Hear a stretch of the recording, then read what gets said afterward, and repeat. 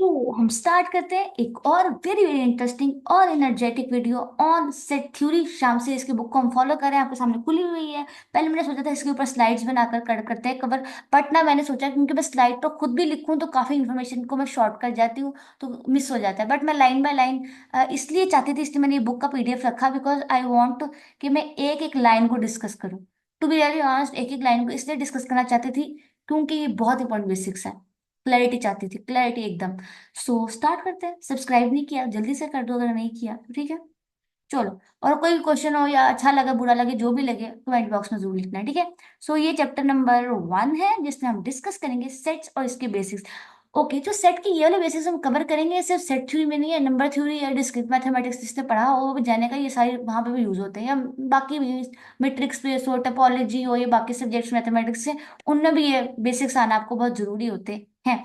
सो set क्या है? Collection है वेल डिफाइंड और डिस्टिंक्ट ऑब्जेक्ट्स की। अब ये वेल डिफाइंड का मतलब, डिस्टिंक्ट तो समझ आ गई, अलग अलग ऑब्जेक्ट्स होने चाहिए सेट के अंदर, लेकिन वेल डिफाइंड होने का मतलब क्या है? वेल डिफाइंड होने का मतलब ये, जैसे अगर मैं बात करूं कि मैंने एक सेट बना रही हूँ, मैं दुनिया के सारे कंट्रीज उसमें डालूंगी। अब मैं सारे के सारे कंट्रीज डाल लूंगी, हाँ डाल सकती हूँ, लेकिन अगर मैं इसमें कंडीशन लगा लूं, वो कंट्रीज डालूंगी दुनिया के जो एशिया में आते हैं, तो एशिया के अंदर जितने भी कंट्रीज आते हैं ना, सिर्फ वही उस सेट में आएंगे। जो यूरोपियन कंट्रीज में नहीं डाल सकते, उसी तरह नॉन जो अफ्रीकन कंट्रीज है वो भी नहीं डाल सकते, मैं सिर्फ एशियन कंट्रीज ही डालूंगी। और ये ऐसा सेट है जो वेल डिफाइन है, मुझे अच्छी तरह पता है कि इस सेट में सिर्फ एशियन कंट्रीज आएंगे। समझ आई? सिमिलरली जैसे मैं बात करूं, मैं दुनिया के सारे जो शेफ्स हैं ना, उनको एक सेट में डालने लगी हूँ। अब शेफ कौन होता है? जो खाना पकाते हैं, तो मैं भी खाना पका सकती हूँ। यहाँ पे जिंदगी में सबने कभी ना कभी कुछ ना कुछ तो पकाया होगा। क्या हम सब शेफ्स हैं? नहीं, हम सब शेफ हैं।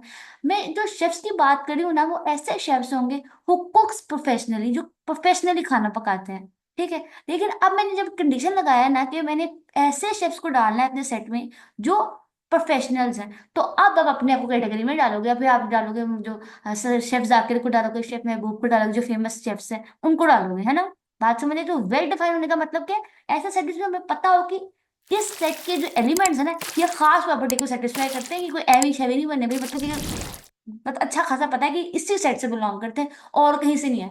बात समझ आई? आई होप कि वहां तक पहुंचे। दूसरी बात कि जो सेट के अंदर आने वाले एलिमेंट्स होते हैं ना, जो सेट के मेंबर होते हैं वो एलिमेंट्स होते हैं, ठीक है। सेट के एलिमेंट्स सेट के मेंबर्स होते हैं, सेट के मेंबर्स सेट के एलिमेंट्स होते हैं। और जो सेट के एलिमेंट्स होते हैं ना, उन्हें यूजुअली ना स्मॉल लेटर से रिप्रेजेंट किया जाता है, ए बी सी सो ऑन करके छोटे एलिमेंट से रिप्रेजेंट। लेकिन जो सेट को इटसेल्फ ना कैपिटल लेटर से रिप्रेजेंट किया, जैसे capital A, capital B, capital C, इस तरह करके रिप्रेजेंट किया जाता है, ठीक है। बात समझ आई? आई होप कि समझ गए हो। ठीक है, तो आज थोड़ा सा रीड कर लेते हैं ताकि नीचे जो लिखा है उसे भी पढ़ लेते हैं। A set is may be viewed as a well-defined collection of objects and objects are called the elements or the number of the sets. Okay, अब ये जो हमारे पास 10 बहुत ही शानदार, मैं हमेशा कहती हूँ श्याम से इसकी बुक बहुत अच्छी होती है। मुझे श्याम से इसकी बुक्स इसलिए पसंद है, टू बी वेरी ऑनेस्ट, कि वहाँ पे वैरायटी ऑफ द क्वेश्चंस होते हैं। वैरायटी ऑफ द क्वेश्चंस, हर किस्म की एग्जांपल होती है, और अगर आप सारे एग्जांपल सॉल्व करो ना, तो मुझे लगता है मजा आ जाएगा। तो आप भी वही फॉलो किया करें, लेकिन मेथड एक ही है, read each and every line of the text to understand this text, right. I hope कि समझ गए हो। सो ये हमारे पास कुछ नंबर्स लिखे हुए हैं, ये अगर आप इन नंबर्स को गौर से देखो तो ये कौन से नंबर्स हैं?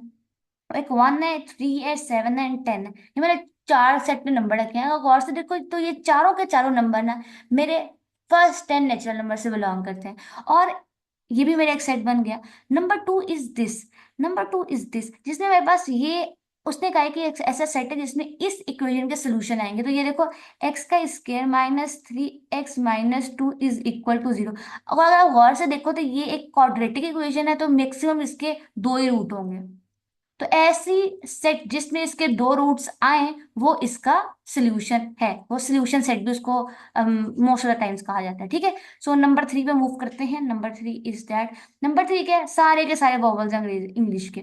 कौन से? A E I O U। तो वैसे इंग्लिश में आप लोग जानते हैं 26 है हमारे पास लेटर्स, 26 अल्फाबेट है, लेकिन उस 26 में से ओनली 26 में से ओनली हो 26 में से ओनली जो 5 है ना, वो हमारे पास वोवल्स है, जानते हो ना। तो ये भी एक सेट बनाते हैं। Now next, the people living on the earth. तो सारे के सारे लोग जो अर्थ पर रहते हैं, याद रखना पीपल लिखा हुआ है, इसका मतलब जमीन पर रहने वाले सिर्फ लोगों को एक सेट में डाला जाएगा। वैसे एक बात बताऊं, एक सर्च के मुताबिक 90 लाख प्लस लाइव्स हैं अर्थ पर। 90 लाख प्लस लाइव्स। तो हम जो इंसान है वो अकेले नहीं दुनिया में रहते इस अर्थ पर। और भी 90 लाख प्लस लाइव्स हैं। ठीक है। तो हम ऐसा सेट बनाया जिसमें सिर्फ लोग रहते हैं। ठीक है, बात समझ आई। और द स्टूडेंट्स, उसने स्टूडेंट्स का सेट बनाया, उसमें तीन ही स्टूडेंट्स आएंगे, which is these, Tom, duck and Harry. और ऐसे स्टूडेंट्स का सेट जो स्कूल से एब्सेंट है। उसके बाद countries like England, France and Denmark. और कैपिटल सिटीज ऑफ यूरोप। अब यूरोपियन कंट्रीज में बहुत सारे कंट्रीज आते हैं, उन सबके सिर्फ कैपिटल्स की बात की जाती है, तो ऐसा सेट। और सेट ऑफ इवन नंबर्स। और जितने भी रिवर्स हैं जो यूनाइटेड स्टेट में, उन सबको भी एक सेट में डाल दें तो भी हमारे पास एक सेट बना जाए। ये तो काफी छोटी और मोटी एग्जांपल थी, फजूल सी बात थी, लेकिन आप इसको समझाना होना चाहिए। ओके। ठीक है, ये बात मैंने जो थोड़ी पहले बताई वो ये है कि सेट्स को हम कैपिटल लेटर से रिप्रेजेंट करते हैं, जबकि इनके एलिमेंट्स को हम सेट के एलिमेंट्स को स्मॉल लेटर से रिप्रेजेंट करते हैं, है ना। ये बात तो आपको याद हो ही गई होगी। ठीक है, ओके। अब मेरी बात बहुत गौर से सुनना। अब सेट को लिखने का दो मेथड है। एक होता है टेबुलर फॉर्म, जो कि ये है। ये देखो, जो कि ये है। I am very after a very long time हम वीडियो बना रहे हैं, वो 10-12 दिन बाद, तो मुश्किल ही ले पा रही। सेट को रिप्रेजेंट लिखने का जो अंदाज है ना, दो होते हैं। एक तो टेबुलर फॉर्म, और दूसरी होती है हमारे पास, मैं यहाँ रखा हूँ, वो होती है सेट बिल्डर नोटेशन। एक टेबुलर फॉर्म है और एक कहाँ गया लिखा हुआ सेट, ये set builder notation. Set builder notation. अब ये टेबुलर फॉर्म और सेट बिल्डर नोटेशन कैसा होता है मैं आपको दिखाती हूँ लिखकर। ये देखो, बहुत गौर से देखना। जैसे फर्स्ट 10 नेचुरल नंबर्स को मैं लिखकर दिखाऊं तो कैसे लिखूंगी। सेट होगा 1 2 3 4 5 6 7 8 9, और ये रहा 10। ये फर्स्ट 10 नेचुरल नंबर्स है। लेकिन ये मैंने सेट लिखा है फर्स्ट 10 नेचुरल नंबर्स को, और मैं इसको ए कह देती हूँ, मेरी मर्जी, लिख लो। A is equal to this. Right. So A is equal to this, मैंने फर्स्ट 10 नेचुरल नंबर्स को। अब ये सेट, मैंने फर्स्ट 10 नेचुरल नंबर्स को एक सेट पे डाला। एक मैं इसको ऐसे लिख सकती हूँ, दूसरा मेथड ये है कि मैं अगर ए को ऐसे भी तो लिख सकती थी। x such that x is less than equal to 10। और यहाँ पे कंडीशन डाल दो x belongs to n। यहाँ पे कंडीशन डाल दो x belongs to n। तो ये जो मेरा मेथड है सेट को लिखने का, गौर से सुनना। एक मैंने फर्स्ट 10 नेचुरल नंबर्स की बात करनी, तो एक फर्स्ट 10 नेचुरल नंबर्स की बात नहीं तो ऐसे कर सकती थी, ऐसे लिखकर। मैंने हर लेटर को सेपरेट सेपरेट करके लिस्ट किया है ना। और एक मेथड ये वाला था, है ना, जिसमें मैंने ऑटोमेटिकली इन वर्ड्स एक्सप्रेस कर दिया कि I am talking about number x such that x is less than equal to 10 और x belongs to natural number. इसका मतलब है मैं बात करूं फर्स्ट एंड नेचुरल नंबर्स की। तो ये जो दूसरे वाला अंदाज है हमें लिखने का भाइयों, दोस्तों, ये दूसरे वाला अंदाज ये है सेट बिल्डर नोटेशन, और जो फर्स्ट वाला है इसे बोलते हैं टेबुलर फॉर्म। बात समझ आ गई? आई होप कि आई हो। ठीक है। नाउ नेक्स्ट आगे मूव करते हैं। ये तो सेट को लिखने का एक अंदाज था। ओके, नेक्स्ट मूव करते हैं। ये भी पढ़ लिया हमने। ओके। ओके। ओके।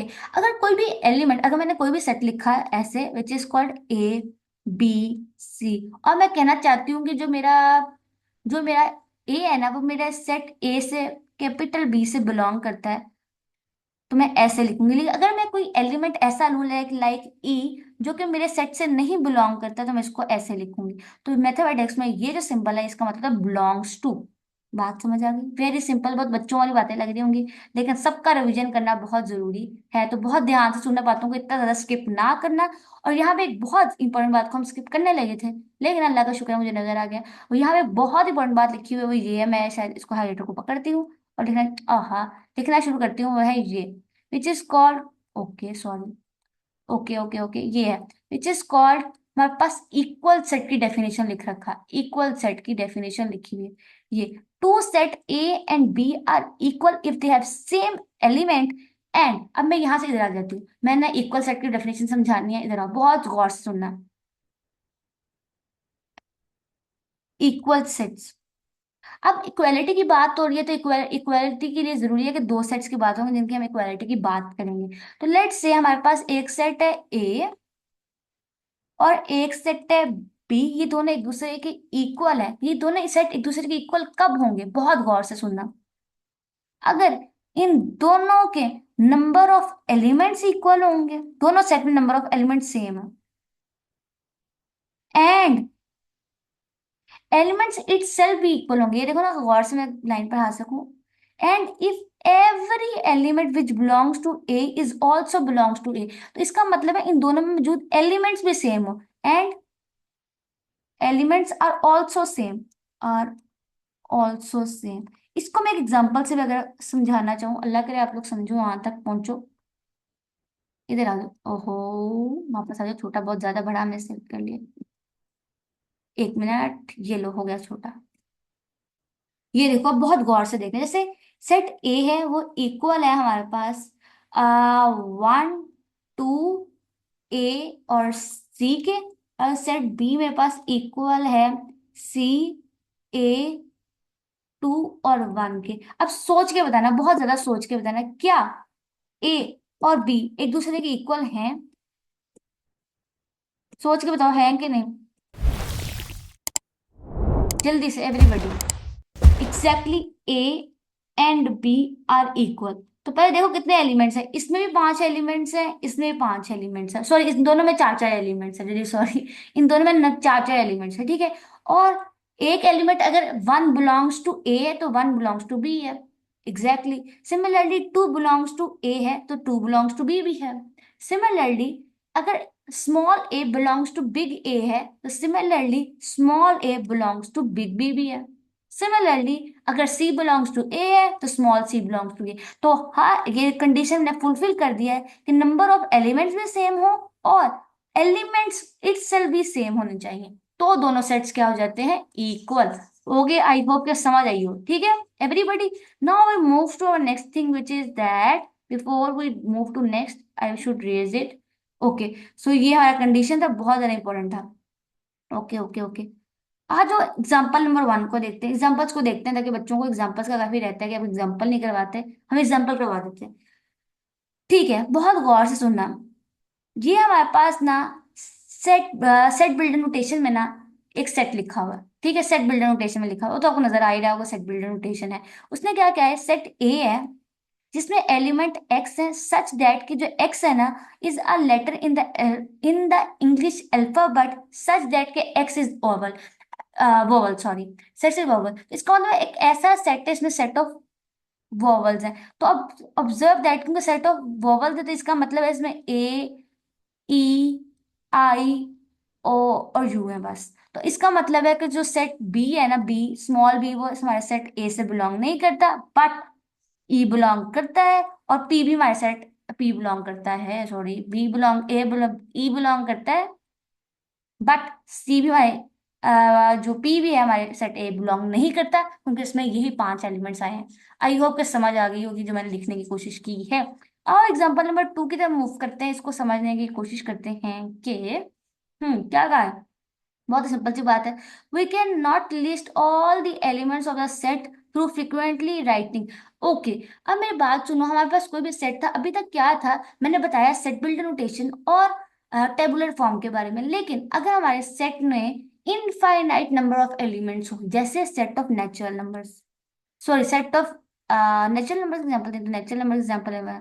जैसे सेट ऑफ नेचुरल नंबर जो स्टार्ट होता है 1 से 2 से 4 से सो ऑन, लेकिन कहाँ खत्म होते हैं, आई डोंट नो, ये कहाँ खत्म होते हैं, इन्फिनिटी तक जा रहे हैं। Similarly set of even integers 6, ये सारे इनफाइनाइट सेट है। तो हमारे पास इनफाइनाइट सेट है जिनके सारे के सारे एलिमेंट्स को हम नहीं लिख सकते, तो यही तो बात उसने यहाँ पर की है कि हम सारे के सारे एलिमेंट्स को लिस्ट नहीं कर सकते। और अगर ये इवन नंबर्स का सेट है तो इससे 8 तो बिलोंग करेगा बट 9 नहीं करेगा, because 9 is an odd number, odd number, that is Y. Okay, next move करते हैं और समझने की कोशिश करते हैं कि नेक्स्ट सिस्टम से क्या बात की है। वो है कि E is equal to this, in other word E consist of all those number which are solution. मैंने पहले भी बताया था इसका, मैंने पहले भी समझाया था कि ये जो इक्वेशन है ना, ये इसके जितने भी सोल्यूशन है ना, वो उसको हम एक सेट में डाल दें तो हमारे पास सोल्यूशन सेट बन जाता है। और क्योंकि ये क्वाड्रेटिक इक्वेशन है तो इसके सिर्फ 2 ही रूट्स एग्जिस्ट करेंगे, तो वो 2 रूट्स 1 और 2 है, और उसको हमने ऐसा करके लिख दिया, ठीक है, वेरी सिंपल। आई होप कि समझ आ गई होगी। नेक्स्ट एग्जाम्पल क्या है भाई, नेक्स्ट एग्जाम्पल है, E is equal to A. Okay, बहुत इंटरेस्टिंग एग्जांपल है, बहुत ज्यादा, बहुत बहुत बहुत इंटरेस्टिंग एग्जांपल। ये मुझे लगता है बेस्ट एग्जांपल है इस पूरे इस पे।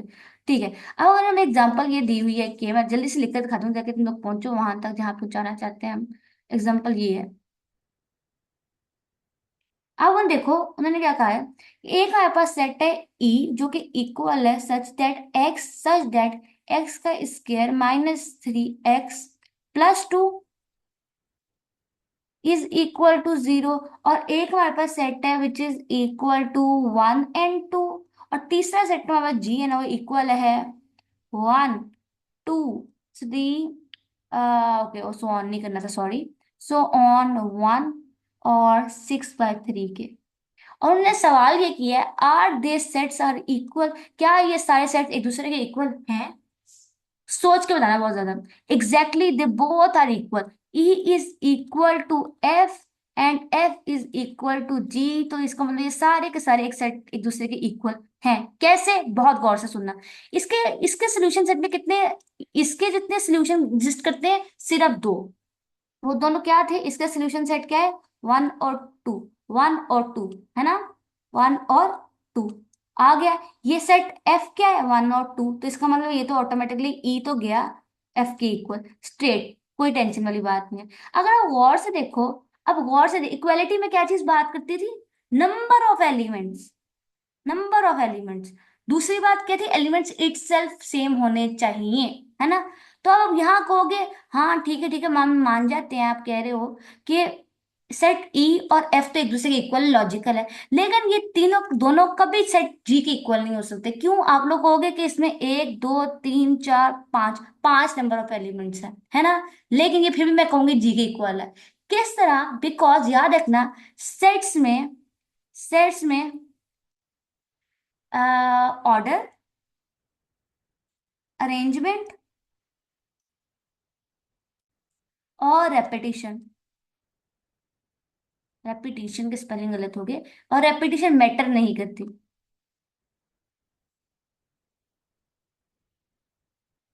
मैटर नहीं करती। कोई भी एलिमेंट, कोई भी एलिमेंट अगर एक दफा लिखा गया तो एक ही है, क्योंकि याद है मैंने सेट की डेफिनेशन में बताया था कि डिस्टिंक्ट होने चाहिए। लेकिन यहाँ रेपिटेशन हुई है, चाहे जितनी मर्जी दफा टू लिखा हो, क्योंकि टू एक दफा ही मैं मानूंगी। यहाँ पे भी अगर गौर से को 1/2 ही लिखा हुआ है, तो टू जितनी मर्जी दफा लिखो ये है 1/2 ही। तो जी इज इक्वल टू 1/2 ही, बिकॉज सेट में ना ऑर्डर मैटर करता है ना ही रेपिटेशन मैटर करती है। तो एक एलिमेंट चाहे 10 दफा भी लिखा हो, लेकिन वो है एक ही, क्योंकि एक उसकी रेपिटेशन की गई है और सेकंड रेपिटेशन मैटर नहीं करती, तो एक दफा ही मैं कंसीडर करूंगी। बात समझ आ गई? आई होप कि वहां तक पहुंचो जो पहुंचाना चाहते हैं। ठीक है, नाउ इधर आ जाओ, इधर। Next. Okay, next next next, अच्छा यहाँ सिलेक्ट किया हुआ है, ओके ओके। ओके, ये लो बहुत सबसे ज्यादा एक सिंपल एग्जांपल ये है कि सेट की सबसे famous example, set of natural numbers, set of real numbers, set of, ये देखो बहुत गौर से देखना। ओहो, देखते हैं ये है। ये set of natural numbers, set of real numbers, और ये सारे हैं हमारे पास, बहुत खूबसूरत लग रहे हैं। ये सेट ऑफ नेचुरल नंबर्स है, सो ये set of non negative integers है। नॉन नेगेटिव में याद रखना हम जीरो को इंक्लूड करते हैं, क्योंकि नॉन नेगेटिव नेगेटिव नंबर को निकाल के बाकी सब कुछ। Similar set of positive integer. अच्छा, इस पूरी बुक में सेट ऑफ पॉजिटिव इंटीजर्स को ना नेचुरल नंबर एन के बजाय पी से रिप्रेजेंट किया गया। राइट, चैप्टर में 6 और 7 में भी ऐसा ही है। सेट ऑफ नेचुरल नंबर्स को पी से रिप्रेजेंट किया गया, 1 2 3 को। सिमिलर ये सेट ऑफ इंटीजर्स है, ये हमारे पास सेट ऑफ रैशनल नंबर्स है, ये सेट ऑफ रियल नंबर्स है, और ये सेट ऑफ कॉम्प्लेक्स नंबर्स है। क्लैरिटी मिल गई? इंशाल्लाह मिल गई होगी। Now now my next topic है which is called universal set और एम्प्टी सेट। यूनिवर्सल सेट के बारे में एक ही बात कहूंगी इंशाल्लाह, बस यही बात याद रखना काफी रहेगी। वो सेट वो सेट जो दुनिया के सारे सेट्स को अपने अंदर रख लेना, मतलब दुनिया का सबसे बड़ा सेट जिसके अंदर दुनिया के सारे सेट हैं, वो यूनिवर्सल सेट है। जैसे यूनिवर्स के अंदर अर्थ भी है, सन भी है, मार्स भी है, जुपिटर भी है, बाकी सारे जो भी गैलेक्सी गलुक्सी सब कुछ यूनिवर्स के अंदर है। यूनिवर्स सबसे बड़ा है, उसके अंदर सब कुछ है भाई, गैलेक्सी गलुक्सी जितनी मर्जी गैलेक्सीज हो, ये हो जो मर्जी हो, तो यूनिवर्स सबसे बड़ा है। उसी से याद रखना कि यूनिवर्सल सेट क्या होगा, जितने भी सेट को आप इस वक्त कंसिडर कर रहे हो, जितने भी सेट को आप इस वक्त पढ़ रहे हो, जिसको ऑब्जर्व कर रहे हो, जिसको कंसिडर कर रहे हो, उन सब सेट्स को जिस बड़े सेट के अंदर डाला जाए ना, तो वो यूनिवर्सल सेट होता है। मजीद बताऊंगी, टेंशन ना हो अगर अभी तक समझ नहीं आई तो, ठीक है। ओके, सो इन ठीक है, set theory are assumed to be contained in some large fixed set called universal set। तो सबसे बड़ा सेट है उस universal set. in plane geometry the universal set is consist of all the points in geometry। अब geometry को discuss करेंगे तो वो सेट जिसने सारे के सारे, वो सेट जिसने सारे के सारे ज्योमेट्री के पॉइंट्स को अपने प्लेन के पॉइंट्स को अपने डाला हो, वो यूनिवर्सल सेट है प्लेन का। सिमिलरली अगर हम लोग ह्यूमन पॉपुलेशन की बात करें तो यूनिवर्सल सेट क्या होगा, सारे के सारे लोगों का सेट जो हम कंटेन करते हैं। याद रखना, यहाँ से बहुत इंटरेस्टिंग बात है कि जो यूनिवर्सल सेट है ना, उसको यू से रिप्रेजेंट किया जाता है। राइट, एकदम समझ आ गई। और एम्प्टी सेट क्या होता है? यूनिवर्सल सेट क्या है? दुनिया का सबसे बड़ा सेट, जो सारे के सारे सेट आ रहे हैं भाई, सारे के सारे सेट आए हैं तो उनके एलिमेंट्स भी आएंगे, मतलब बहुत बड़ी बात हो रही है। ऐसा सेट बिल्कुल ऑपोजिट यूनिवर्सल के, ऐसा सेट जिसमें कुछ भी ना हो, जिसमें कोई एलिमेंट ना हो, उसे हम ये एम्प्टी सेट करके लिखते हैं, वो ये ग्रीक लेटर है। ठीक है, बात समझ आई, इसमें कोई ना कोई सेट भी ना हो। आ जाओ आ जाओ आ जाओ। अब आ जाते हैं which is very very important, very very interesting. जितना इंपॉर्टेंट सेट है ना, उतना ही इंपॉर्टेंट सबसेट है। सबसेट में बहुत यार कंफ्यूजन रहता है। आज इस कंफ्यूजन को ना हम किल कर देंगे इंशाल्लाह। सबसेट क्या है? सेट ये है कि घर घर के, अगर घर एक सेट है तो घर में रहने वाले सारे लोग सब सेट्स होंगे। कैसे? बात सुनो बहुत। घर में रहने वाले हमारे अब्बू जान सेट हैं, और बच्चे सारे जो हैं वो सब सेट्स हैं। और मोर एंड लेस जो हमारे वालिद साहब होते हैं, उनकी जो प्रॉपर्टीज होती है, प्रॉपर्टीज से हमारे जो उनका मिजाज होता है, जो उनकी आइडियाज और जो उनकी थिंकिंग होती है, थॉट प्रोसेस सब कुछ, वो मोर एंड लेस बच्चों में भी वही होती है। तो याद रखना, जो प्रॉपर्टीज जो चीजें सेट के अंदर होंगी वो सब सेट के अंदर भी होंगी। बात समझ आई? लेकिन मैंने क्या कहा था, बच्चों के अंदर मोर एंड लेस, इसका मतलब है कम होंगी या ज्यादा होंगी, लेकिन सेट से हमेशा सबसेट बनेगा, सेट से सबसेट बनेगा, सेट से सबसेट बनेगा, ऑलवेज रिमेम्बर दैट। ठीक है। अब याद रखना, अगर हमारे पास ए कोई सेट है, अगर ए कोई सेट है और बी उसका सबसेट है, अगर ए कोई सेट है और बी उसका सबसेट है, अगर ए सेट है और इसके अंदर दो नंबर ऑफ एलिमेंट्स हैं, ठीक है, 1 2 3, और रिश्ता करके जोड़ देते हैं इसको आपस में, और बी एक सेट है जिसके अंदर 1 2 3 4 एलिमेंट्स हैं, तो याद रखना, इसे गौर से देखो अगर आप तो, इसे गौर से देखो तो ए के अंदर, ए के अंदर 3 एलिमेंट्स है और बी के अंदर 4 एलिमेंट्स है, लेकिन जो ए के सारे एलिमेंट्स है ना, वो बी के अंदर मौजूद है, और साथ में एक और एलिमेंट्स भी है।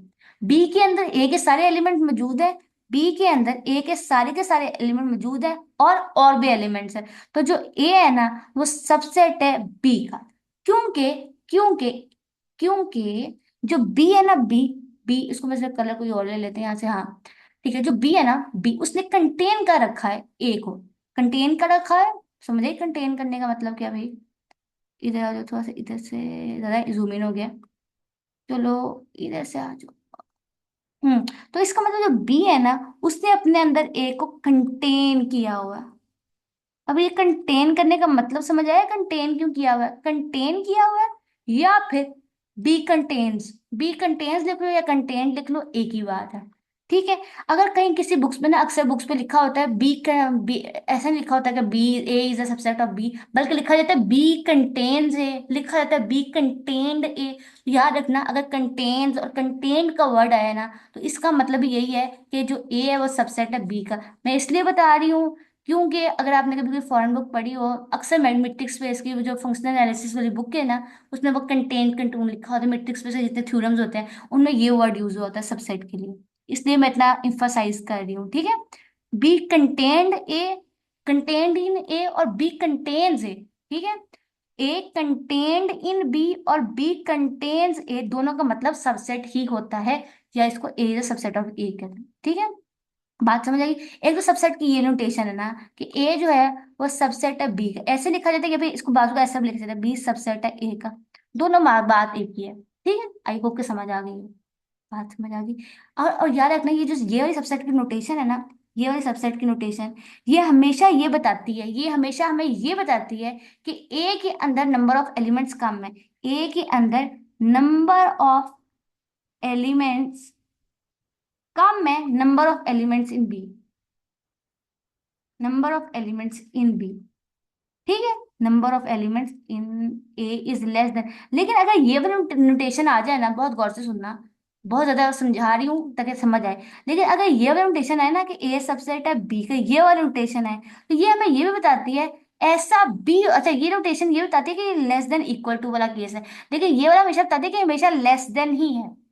अगर ये खाली वाली नोटेशन आ जाए ना, तो इसका मतलब है number of elements of A हमेशा कम ही होंगे, number of elements in B. लेकिन अगर सबसेट वाला आ जाए ना और नीचे लाइन लगी, तो इसका मतलब इक्वल भी हो सकता है, ऐसा भी हो सकता है ए के एलिमेंट बी के एलिमेंट के इक्वल भी हो, ऐसा भी हो सकता है। लेकिन नोटेशन को याद रखना, बात समझ आई, नोटेशन को याद रखना। और अभी आगे जाके जो हम पढ़ेंगे कि ये वाला जिसमें खाली ये लगा हो ना, खेल खाली हो नीचे, बार ना लगी हो, उसे बोला जाता है प्रॉपर सबसेट। लेकिन लेकिन इसे खाली सबसेट बोला जाता है। प्रॉपर सबसेट और खाली सबसेट में डिफरेंस समझ आया क्या है? कि प्रॉपर सबसेट में लेस नंबर ऑफ एलिमेंट्स होते हैं, लेकिन जो खाली सबसेट है उसमें number of elements in B और ए इक्वल भी हो सकते हैं। ठीक है, एवरीबडी यहाँ तक। नाउ एग्जांपल कर लेते हैं। A is equal to B, ये है, B is equal to this and C is equal to this. अब पूछा है बताओ भाई ए और B कौन किसका सबसेट है? सी के अंदर कितने एलिमेंट है? 1 और 5। 1 और 5 किस में आ रहा है? तो सी ए में भी आ रहा है, बी में आता है, इसका मतलब सी जो है वो सबसेट है ए का भी, एंड सी जो है वो सबसेट है बी का भी। कोई तरह बिल्कुल भी नहीं, हो ही नहीं सकता, कॉमन सेंस की बात है। लेकिन ए, अब सी तो दोनों का सबसेट है, क्या ए और बी का आपस में कोई लेना देना है? देखते हैं। 1 3 5 8 9, 1 2 3, नहीं भाई, ए जो है वो 3 का सबसेट तो है, लेकिन याद रखना ना बी सबसेट है ए का, गौर से देखो, नहीं है ना। सिमिलरली ना ही ए सबसेट है बी का, क्योंकि उन दोनों के नंबर ऑफ एलिमेंट्स नहीं, बिकॉज 2 यहाँ है, 2 यहाँ नहीं है, 1 3 5 8 9, लेकिन यहाँ पे 8 9 नहीं है, यहाँ पे तो दोनों एक दूसरे के नहीं हो रहे। गौर से देखा, बहुत गौर से सुनना। और आ जाओ, ये मुझे सबसे दुनिया का सबसे फेमस, सबसे अच्छा लगता है, ये बहुत इंपॉर्टेंट चीज है, चाहे मैथमेटिक्स कहीं भी पर पढ़ो, बहुत इंपॉर्टेंट है। मैंने पहले ही बताया कि सेट ऑफ पूरे के पूरे बुक में ये एन है, ये जो एन जो है ना यहाँ पे, ये एन, ये नेचुरल नंबर्स के लिए, और ये जो ये वाला एन लिखा है इन्हें, ये इन्होंने लिखा है नॉन नेगेटिविटी के लिए, नॉन नेगेटिव इंटीजर्स के लिए। ठीक है, बताया था मैंने थोड़ी देर पहले। तो बहुत गौर से सुनना, बहुत गौर से सुनना। ये ऐसे नंबर है जो कि 1 से स्टार्ट हो रहे हैं, 1 2 सो ऑन, इस 1 2 1 सो ऑन, और इसमें अगर आप जीरो डाल दें तो ये हमारे पास ये आ रहा है नॉन नेगेटिव इंटीजर्स, और इसमें अगर आप नेगेटिव नंबर डाल दो तो इंटीजर्स आ जाते हैं, और इसमें नेगेटिव के बाद रैशनल नंबर आ जाते हैं, रैशनल। तो ये बहुत सिंपल सा रिलेशनशिप है, बात समझ आइए कोई ना? हम्म, आई बात समझ के किसी को भी नहीं आई यहाँ पर? Set of natural numbers contain कर रहे हैं set of non negative integers को, set of non negative integers contain contain करते हैं इंटीजर्स में, और सेट ऑफ इंटीजर कंटेन्ड है किसमें? रैशनल नंबर्स में, और रैशनल नंबर्स आते हैं हमारे पास रियल नंबर में। तो इसका मतलब है रियल नंबर के अंदर हमारे set of natural number, set of non negative number, set of integers और सेट ऑफ रैशनल नंबर, सारे के सारे सबसेट है किसके? रियल नंबर की। बात समझ आ गई? बात समझ आ गई कोई ना? चलो, कोई भी क्वेश्चन हो फिर कमेंट बॉक्स में पूछना, मैं रिपीट कर दूंगी इंशाल्लाह। ये बहुत इंपॉर्टेंट प्रॉपर्टीज है, इंतहा से ज्यादा इंपॉर्टेंट है। Every set A is a subset of universal set. Universal set क्या था? दुनिया का सबसे बड़ा सेट। तो दुनिया के सबसे बड़े सेट में हर सेट ए आएगा, कोई भी सेट ए की बात करो हमेशा सबसेट होगा किसी ना किसी यूनिवर्सल सेट यू का। ठीक है, so all the elements of A belongs to U. ठीक है, और याद रखना कि जो एम्प्टी सेट है ना, एम्प्टी सेट वो हमेशा सबसेट होता है हर सेट का। अब याद रखना, दो सेट के, हर भी किसी भी सेट का, बल्कि जरा जो एक बात लिख ही लेते हैं ताकि अच्छा रहे। कोई भी सेट हो, कोई भी सेट हो, तो उसके दो सबसेट हमेशा ही होंगे, हमेशा मतलब ऑलवेज। एक वो खुद इटसेल्फ प्लस एम्प्टी सेट। ठीक है, और इन दोनों को ही भाई ट्रिवियल सबसेट बोला जाता है। ट्रिवियल सबसेट यहाँ लिख लेते हैं, विच इज कॉल्ड ट्रिवियल सबसेट्स। ठीक है, ये बात लिखी हुई है कि empty set is a subset of A. Every set A is a subset of itself since trivially the element of A belongs to A. Her set अपना सबसेट क्यों है? क्योंकि उसके एलिमेंट उससे तो बिलोंग करते ही हैं, यही तो बात उसने लिखा है यहाँ पर। ठीक है, ये every set is a subset of itself. ठीक है, similarly every element of A belongs to a set B, then every element of B belongs to set C clearly. ओ हो, बहुत इंटरेस्टिंग बात है। अगर ए का हर एलिमेंट सबसेट है बी का, मतलब बिलोंग करता है बी का, और बी का हर एलिमेंट सबसेट है सी का, देन इट मीन्स दैट कि ए जो है वो सबसेट है सी का। ये कौन सी प्रॉपर्टी है? Transitive property. वेरी बच्चों, आगे बढ़ते हैं। If A is a subset of B and B is a subset of A, then A and B have same element. हो, बहुत इंटरेस्टिंग बात है। एक और, अगर A के सारे एलिमेंट B के अंदर बिलोंग करते हैं और B के सारे एलिमेंट A के अंदर हैं, तो दिस इंप्लाइज दैट कि उन दोनों के एलिमेंट्स इक्वल है। और अगर एलिमेंट इक्वल है और जैसा कि लग भी रहा है कि दोनों सेम है, तो इट मीन्स कि दोनों क्या है भाई? Equal sets. ठीक है, समझ आ गई? आई होप कि समझ आई हो। आ जाओ, जो और इंटरेस्टिंग बातें पढ़ लेते हैं, बहुत सारी इंटरेस्टिंग बातों की और समरी हमारे पास आ गई है। विच इज दैट कि अगर हमारे पास for any set A, okay, बहुत गौर से सुनो, ऊपर लिखी हुई बातों को सिर्फ इन्होंने रिपीट किया, ऐसे मैथमेटिकल फॉर्म में लिखा है। मैंने बताया कि जो सेट ए है ना, वो हमेशा सबसेट होता है यूनिवर्सल सेट का, और 5 जो है हमेशा सबसेट होता है किसी भी सेट ए का। बात समझ आएगी? किसी भी सेट कोई भी सेट ए जो है वो सबसेट है यू का, यूनिवर्सल सेट का, और एम्प्टी सेट हमेशा सबसेट है सेट ए का। बात समझ आ गई? बिल्कुल सेट है। और दूसरी बात ये थी कि हर सेट अपना सबसेट ऑलवेज होता है। और सिमिलरली तीसरी बात मैंने लिखकर दिखाई थी, और चौथी बात भी आपको लिखकर दिखाई थी। ऊपर की हुई बातों को उसने बस मैथमेटिकल फॉर्म में लिखा है।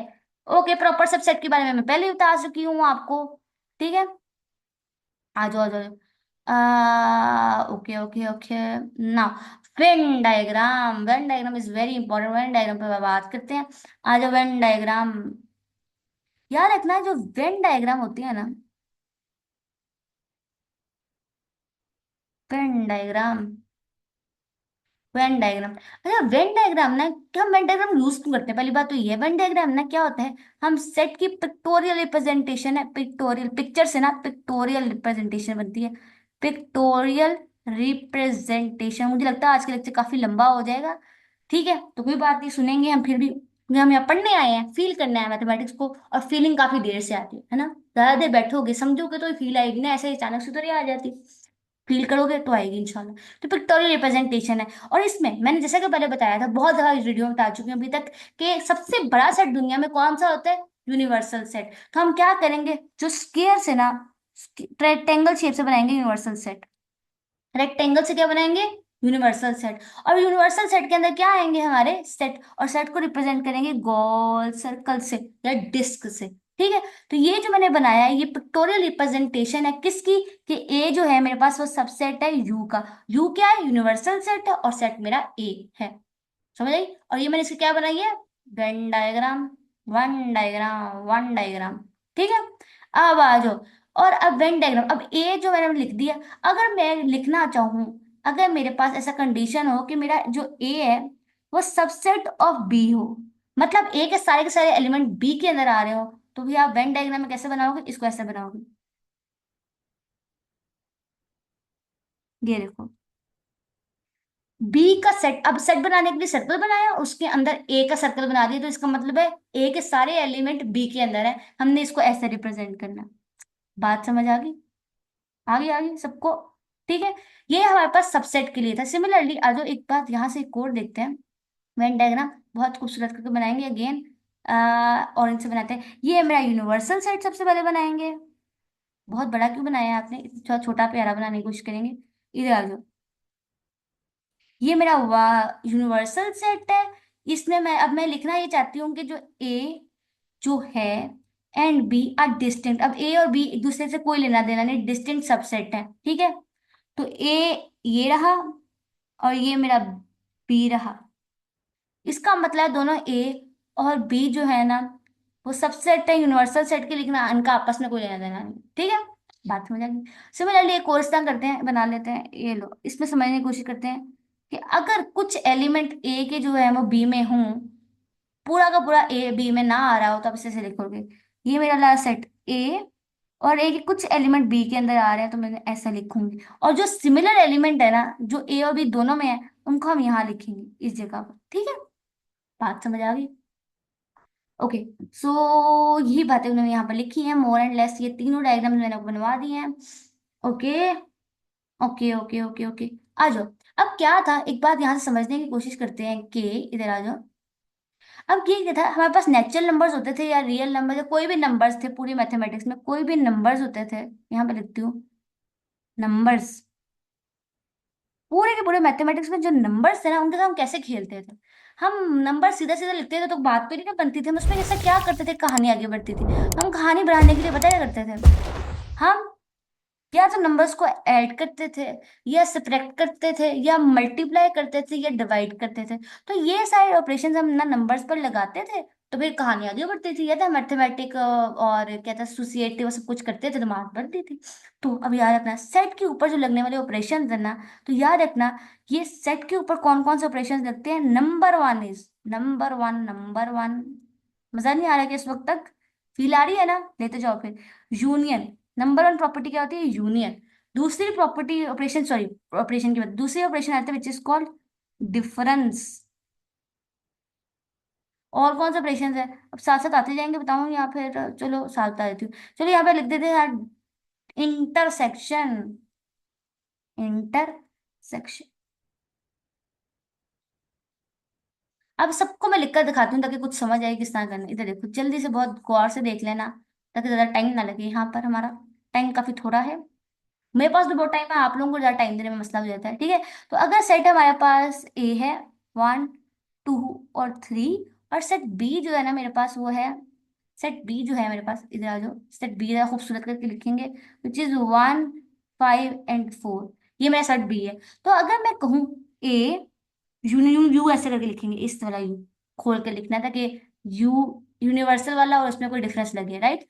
तो यूनियन ऑफ बी में क्या आएंगे, union of A and B में सारे एलिमेंट जो ए के हैं और सारे एलिमेंट जो बी के हैं और जो दोनों में है वो भी। तो कैसे लिखोगे, one, two, three, four and five, ये आ गया दोनों का यूनियन।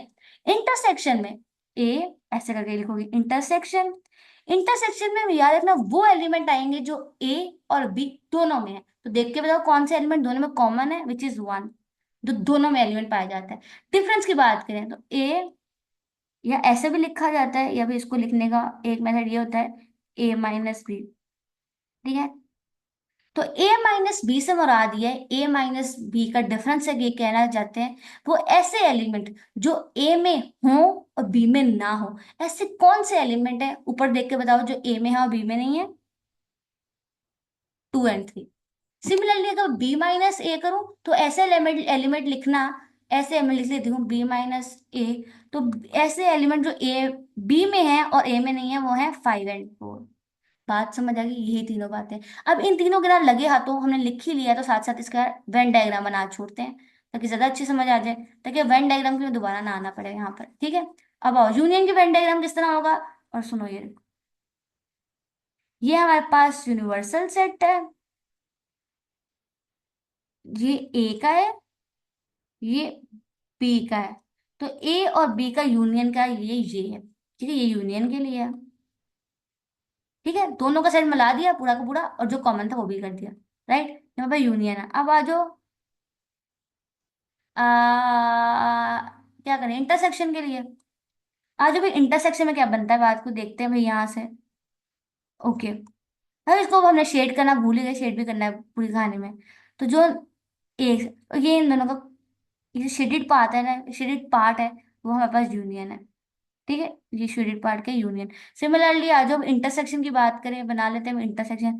ये ए है, ये बी है, तो इनका इंटरसेक्शन में ना ये वाला पार्ट आएगा, ये इनका इंटरसेक्शन। ठीक है, और डिफरेंस की बात करें, डिफरेंस का भी बना ही लेते हैं यहाँ। अब पहुंचे हैं तो डिफरेंस का भी बना लेते हैं। रेस क्यों नहीं हो रहा, क्या हो गया। हो गया रेस। आ जाओ भाई।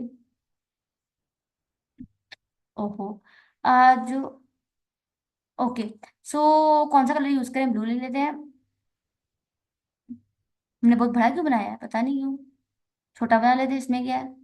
ये रहा हमारा यू, इसके अंदर आ जाएगा हमारे पास, ये हमारा सेट ए है, और ये रहा हमारा सेट बी। तो अब डिफरेंस का बना रही हूँ, ए माइनस बी का। याद रखना मैं ए माइनस बी का बना रही हूँ, तो याद रखना ए माइनस बी में सिर्फ ए वाला पार्ट है, बी का कोई नहीं है। सिमिलरली अगर बी माइनस ए का बनाऊं मैं, जिसको मैं ग्रीन से बनाऊंगी, बी माइनस ए का, उसमें सिर्फ बी वाला पार्ट कलर्ड होगा। बात समझ आ गई, वेरी वेरी सिंपल, ये बहुत बेसिक्स आपने पहले भी पढ़ रखा होगा, मैंने जल्दी से करवा गया इनका रिवीजन। ठीक है। तो अगर कोई एलिमेंट ए इंटरसेक्शन बी से बिलोंग करता है, तो इसका मतलब है दोनों से बिलोंग करता है ना। दोनों से बिलोंग करता है तो वो सबसेट होगा। यहाँ से बहुत इंपॉर्टेंट बात सुन लो, बहुत ज्यादा इंपॉर्टेंट बात है, अक्सर थ्योरी में स्टेटमेंट आता है कि अगर ए एक्स जो है वो इंटरसेक्शन से बिलोंग करेगा, तो यकीनन वो सबसेट है ए का भी और सबसेट है बी का भी। इंटरसेक्शन के केस में ए इंटरसेक्शन बी सबसेट होता है ए का भी और बी का भी। क्यों? क्योंकि उसका एलिमेंट ए और बी दोनों से बिलोंग करता है। बात समझ आई, सिर्फ पक्की बात है। सिमिलरली दूसरी बात यह है कि याद रखना यूनियन के केस में या तो वो ए से बिलोंग करता होता है या तो बी से बिलोंग करता होता है। तो अगर वो ए से बिलोंग करे तो ए सबसेट होगा यूनियन ऑफ ए बी का। सिमिलरली अगर बी से बिलोंग करे तो बी सबसेट है, बी सबसेट है यूनियन। तो यूनियन के केस में, सॉरी, यूनियन के केस में ए बी सबसेट होंगे हमारे पास, ए यूनियन बी के। और इंटरसेक्शन के केस में, इंटरसेक्शन के केस में हमारा इंटरसेक्शन वाला केस जो है वो होंगे हमारे पास उसके सबसेट। ये दो बहुत इंपॉर्टेंट बातें हैं, ये हैशटैग पॉइंट डालना है नोट्स में, ठीक है। बात समझ आ गई। और यहाँ से एक बहुत मजे का रिलेशनशिप आप ड्राइव कर सकते हो, वो सुनना, बहुत गौर से सुनो। ये देखो, अगर ए इंटरसेक्शन बी जो है वो सबसेट है ए का, और ए सबसेट किसका है, ए यूनियन बी का। सिमिलरली ए, और नीचे लिखा हुआ है, माशाल्लाह मुझे नजर ही नहीं आया, मैं तो अपनी तरफ से बहुत आला चीज बताने लगी थी। नीचे लिखा भी हुआ है, वाकई में बहुत अच्छी बात है, नीचे उन्होंने ऑलरेडी लिख कर रख दिया है। ये वाली बात, ये वाली बात ही मैं बता रही थी, बिल्कुल एकदम।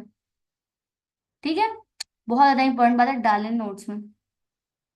ठीक है, एवरीबडी यहाँ तक। चलो आगे बढ़ते हैं। Now now now now, okay. अगर ए सबसेट है बी का, तो ए इंटरसेक्शन बी भी एक, अरे ये बात सुन लो, बहुत गौर से सुनना। सिमिलरली बहुत गौर, अगर ए जो है वो सबसेट है बी का, अगर ए जो है वो सबसेट है बी का, तो ए इंटरसेक्शन ए के इक्वल है और ए यूनियन बी के इक्वल है। सोचो क्यों।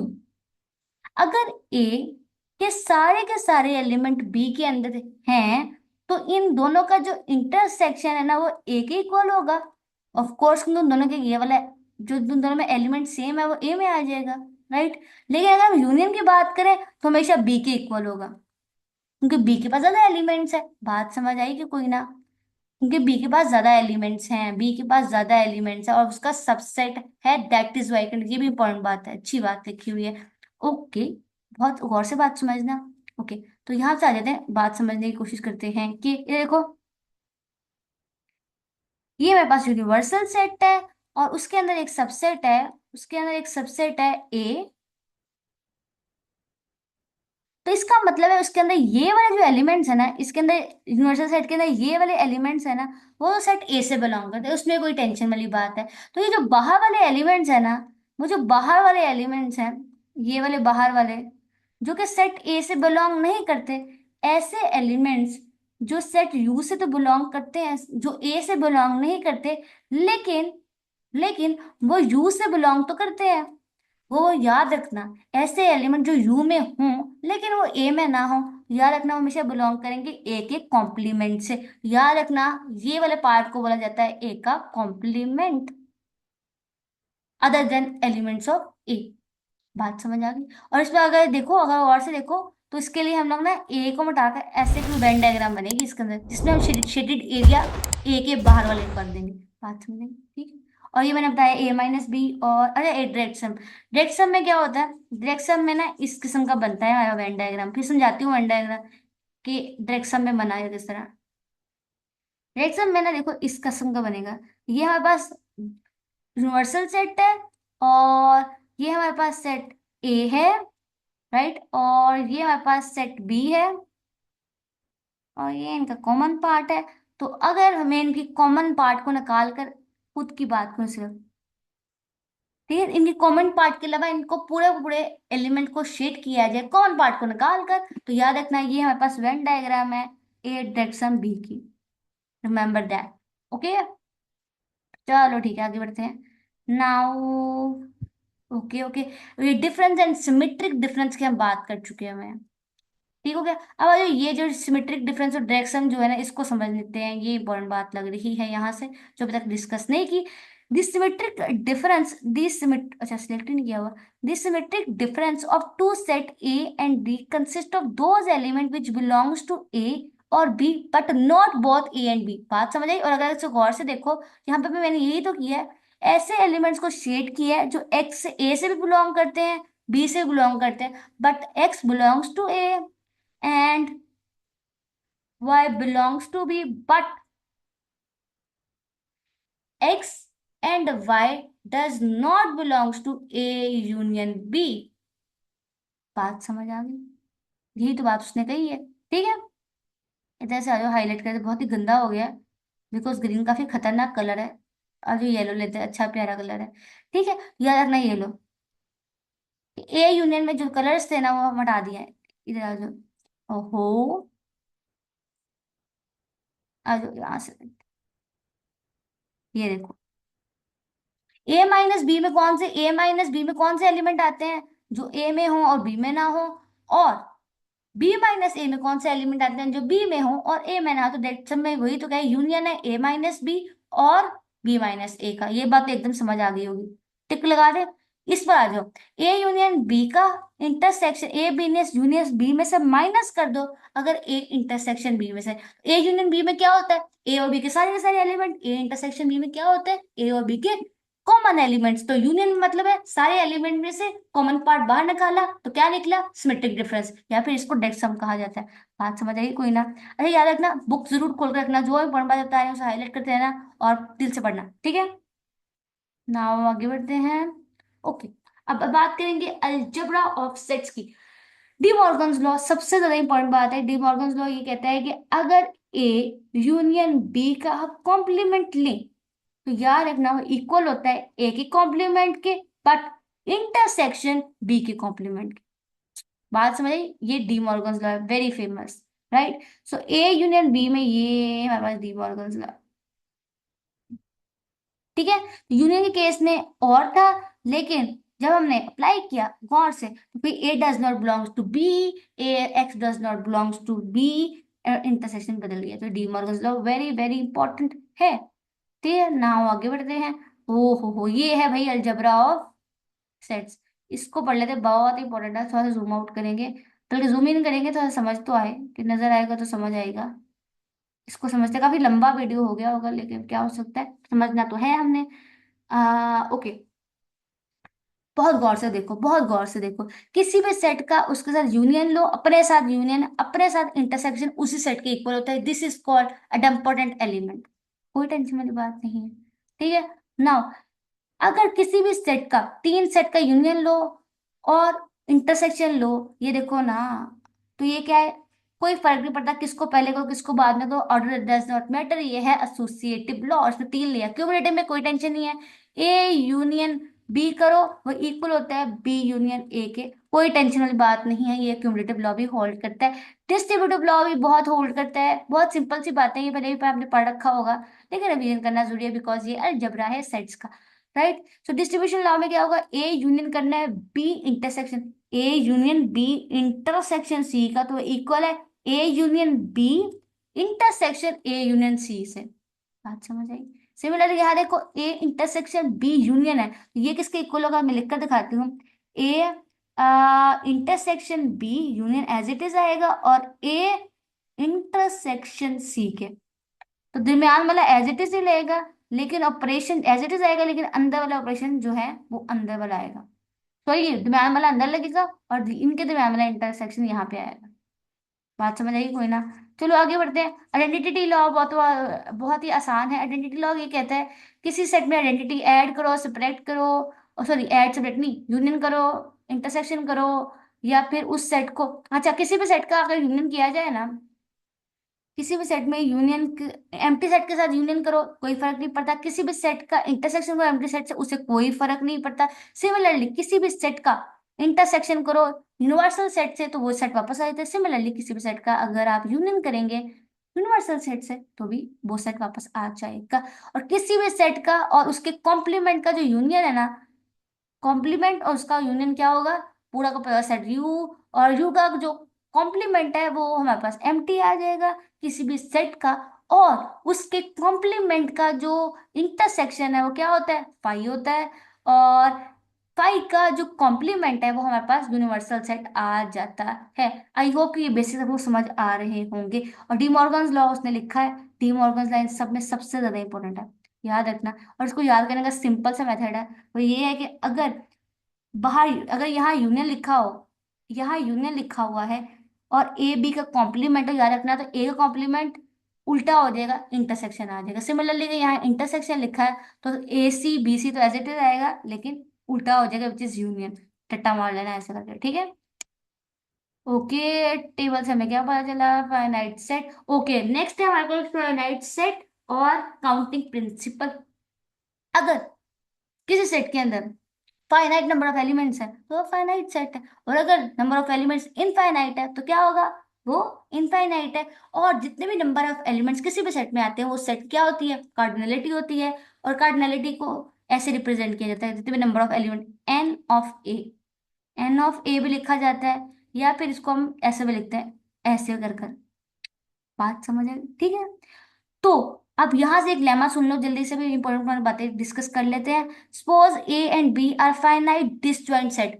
फाइनाइट सेट है और डिसजॉइंट है, मतलब इनका इंटरसेक्शन फाई है।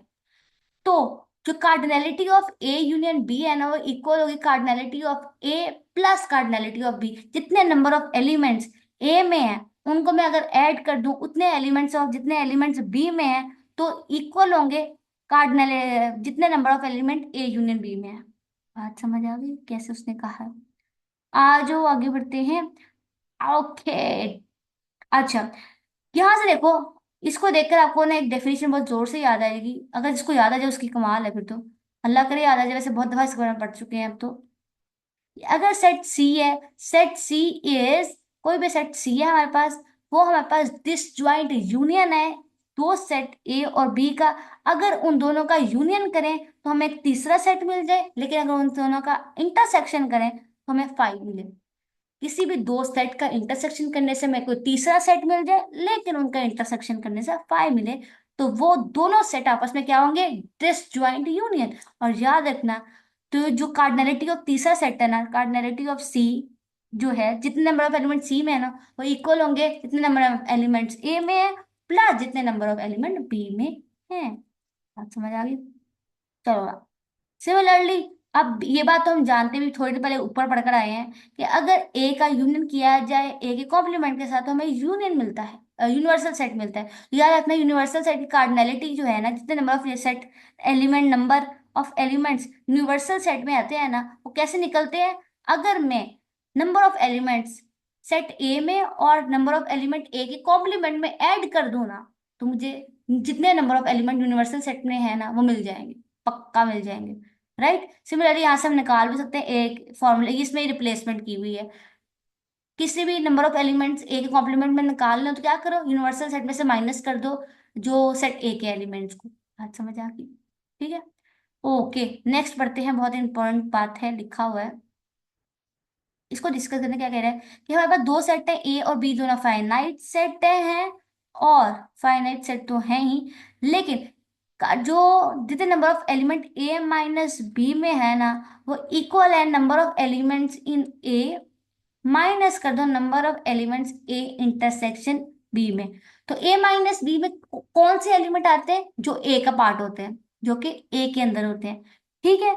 वो उस ए के अंदर ए माइनस बी में उतने नंबर ऑफ एलिमेंट्स आएंगे। अगर मैं ए के अंदर से, बहुत गौर से सुना जी बताने लगी हूँ, अगर मैं सेट ए के अंदर से वो एलिमेंट निकाल दूं जो मेरे ए और बी दोनों में कॉमन है ना, तो मुझे डिफरेंस मिल जाएगा ए और बी का।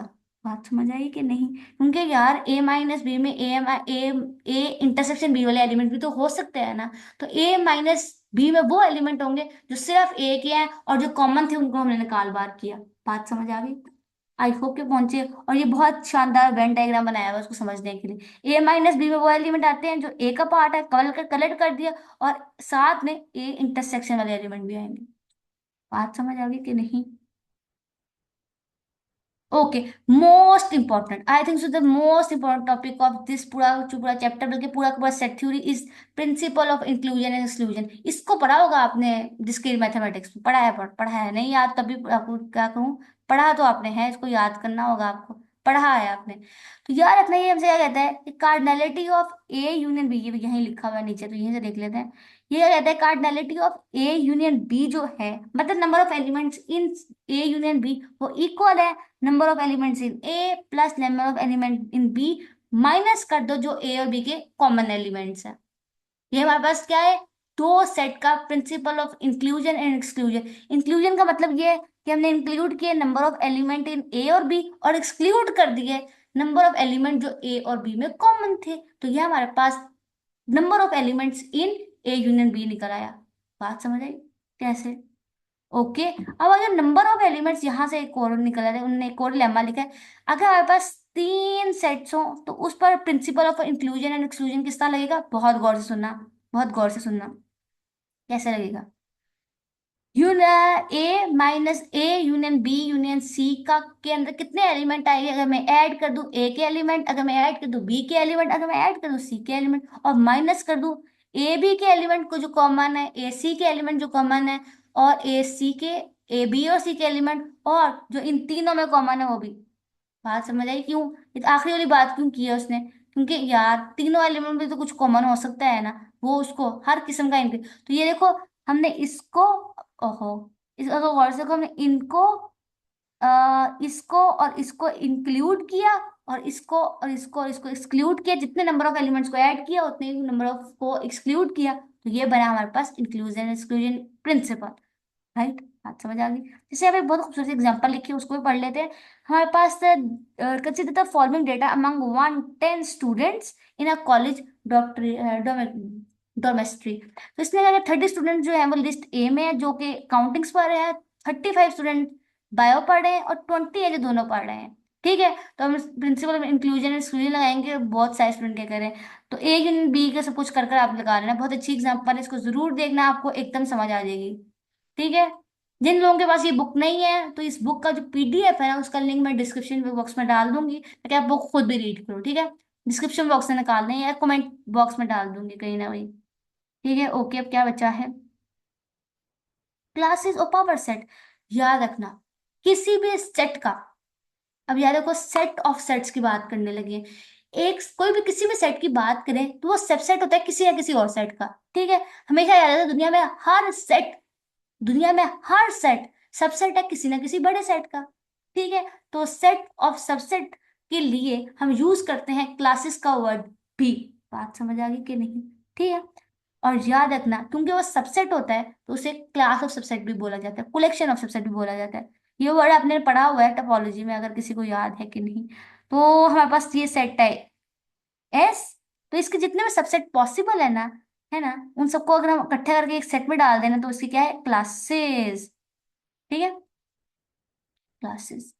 Let alpha be the classes of subset of S which contains only three elements of S। ऐसे सबसेट है जिसमें तीन तीन एलिमेंट ही आएंगे। तो S में चार एलिमेंट है, तो इसके पॉसिबल जितने सबसेट्स कितने हैं, एक्स की पावर 4, थ्री की पावर 4, टू की पावर 4, बिकम्स 16। तो इसके 16 सबसेट जो थे वो पॉसिबल थे, लेकिन उसमें से हमने वो सबसेट उठाए जिसके अंदर चार एलिमेंट्स आए, तो सॉरी तीन एलिमेंट्स आए, तो इसके सिर्फ ये चार एलिमेंट्स ही पॉसिबल थे, तो ये इसका क्या है, क्लासेस ऑफ सबसेट। और किसी भी सेट के जितने भी नंबर ऑफ पॉसिबल सबसेट दुनिया में एग्जिस्ट करें वो उसका पावर सेट होते हैं। तो नंबर ऑफ पॉसिबल सबसेट है, और कैसे निकलते हैं, 2 पावर n से, और n क्या है, नंबर ऑफ एलिमेंट्स। ये देखो ये फॉर्मूला लिख रखा है, किसी भी सेट के जितने नंबर ऑफ पॉसिबल सबसेट कैसे है, उस सेट के जितने नंबर ऑफ एलिमेंट्स है ना उसको पावर कर दो 2 की। बात समझ आ गई? आई होप कि पहुंच गए हो क्या करना है। ठीक है, ओके नाउ और क्या रह गया है यहाँ से, argument and one diagram. Okay, ये बहुत आसान है। क्या क्या क्या मैथमेटिकल इंडक्शन के बारे में तो आप बहुत कुछ जानते हो। मैथमेटिकल इंडक्शन क्या है? 3 स्टेप। किसी भी बात को प्रूफ करने के लिए मैथमेटिकल इंडक्शन आपको ये कहता है कि कुछ भी ना पता हो, कुछ भी ना पता हो, मैथमेटिकली इंडक्ट करते हैं हम इस पर, सपोज करते हैं और फिर प्रूफ करते हैं। ठीक है। और अगर हमारा सपोजिशन रॉन्ग करेक्ट हो जाए तो हम कहते हैं बात ठीक है, अगर रॉन्ग हो जाए तो हम कहते हैं कॉन्ट्रडिक्शन आ गई। राइट। पहले हम सपोज करते हैं बेसिक स्टेप, और इज दिस। हम प्रूफ करते हैं कि हमारा रिजल्ट ट्रू है। 0 के लिए और 1 के लिए ये होता है बेसिक स्टेप। और फिर हम सपोज करते हैं, वह हाइपोथेसिस होता है कि हम n+1 के लिए रिजल्ट को ट्रू मानते हैं और n+a के लिए रिजल्ट को प्रूफ करते हैं। ठीक है, बात सुनो। पहले ये बेसिक स्टेप होता है, इसमें हम प्रूफ करते हैं कि रिजल्ट जो है वो होल्ड करता है 0 या 1 के लिए। यहाँ 1 लिखा हुआ है, अब 1 को मान लो। और फिर हम कहते हैं, सपोज करते हैं कि हमारा रिजल्ट जो है ना वो ट्रू है n+1 के लिए। अगर कोई चीज n+1 के लिए ट्रू है तो हम प्रूफ करते हैं बाद में कि वो ट्रू है n के लिए। और अगर हम प्रूफ कर दें कि n के लिए ट्रू है तो हम कहते हैं n+1 के लिए भी ट्रू होगी। तो इस किस्म की चीजों को बोलते हैं मैथमेटिकल इंडक्शन। और इसके बाद बिल्कुल लास्ट टॉपिक जिससे बात की होगी एक्सियम्स के बारे में। एक्सियम्स क्या होते हैं? एक्सियम पूरा के पूरा मैथमेटिक्स में एक ऐसी चीज होती है जिसको हम डिफाइन नहीं कर सकते, जिसकी कोई डेफिनेशन एग्जिस्ट नहीं कर सकते, लेकिन उनकी बेसिस पर हम बहुत सारी थ्योरी क्रिएट। इसको समझने की एक बात समझाती हूँ। जैसे आपके पास ना कुछ करने के लिए बात ना हो, आपने राई का पहाड़ खड़ा करना है, तो आप राई का पहाड़ खड़े करने के लिए सबसे पहली चीज क्या चाहिए होती है? राई। तो आप राई के पहले क्या है, जड़े इकट्ठे करते हैं और फिर राई का पहाड़ इकट्ठा करते हैं। जैसे कि हमारे बहुत फेमस मैथमेटिशियन है यूक्लिडियन। यूक्लिड ने बहुत फेमस बुक लिखी थी, एलिमेंट्स, है ना। उसमें उन्होंने सारे के सारे यूक्लिडियन ज्योमेट्री बनाई थी। उन्होंने ना 3 बेसिक बातें की थी। 3 बेसिक बातों को लेकर चले थे। पहला, ज्योमेट्री का सबसे बेसिक कंपोनेंट क्या होता है? पॉइंट। दूसरा सबसे बेसिक कंपोनेंट क्या होता है? लाइन। 2 पॉइंट, एक पॉइंट पॉइंट, फिर 2 पॉइंट से लाइन बनी। और तीसरा क्या बनता है? 2 लाइन मिलकर क्या बनाती है?